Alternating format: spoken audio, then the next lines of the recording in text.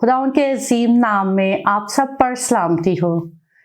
खुदावंद का शुक्र हो कि आज का एक और दिन उसने दिया कि हम इसमें फिर से एक नई बात कर सकते हैं। कुछ दिन पहले मैंने एक गमले को बरामदे में से निकालकर सहन में रख दिया क्योंकि वो मुरझा रहा था, उसके पत्ते मुरझाए हुए थे। और फिर जब बाहर मैंने रख दिया तो मैंने देखा कि कल सुबह मैंने देखा उसमें पत्ते सब्ज हो गए और बहुत प्यारा रंग उनमें आ गया, सब्ज रंग उनमें था। और मैंने गौर किया कि इसको तो मैंने पानी भी नहीं दिया और इसके पत्ते सब्ज क्यों हो गए हैं। और मेरी नज़र पड़ी कि गमले के नीचे से पानी का गुजर हो रहा है, पानी गुजर रहा था गमले के नीचे से।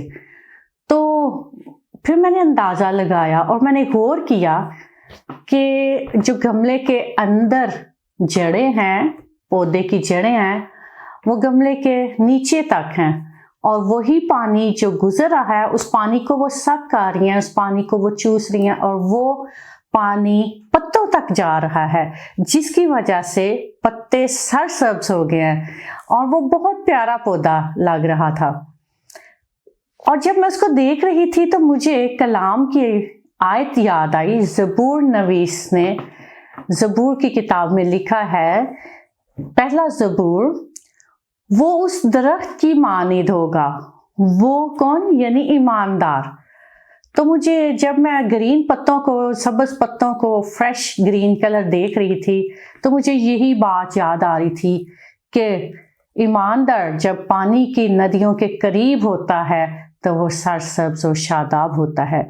मैं ये ख़ास आयत पढ़ना चाहती हूँ आपके साथ। पहला ज़बूर उसकी 3री आयत है। वो उस दरख्त की मानिद होगा जो पानी की नदियों के पास लगाया गया है, जिसका पत्ता भी नहीं मुरझाता, और सो जो कुछ वो करे बार होगा। तो अजीजों, हम सब जो पानी की नदियों के पास लगाए गए हैं, जब हम उसके करीब रहेंगे, पानी की नदियों के पास, आबे हयात के पास रहेंगे, तो हमारी ज़िंदगी सरसब्ज और शादाब होगी। पानी की नदियाँ खुदा का कलाम है और जब हम इस कलाम के करीब रहेंगे तो यकीनन सरसब्ज, शादाब और खुशो खुरम रहेंगे। खुदा हाफिज़।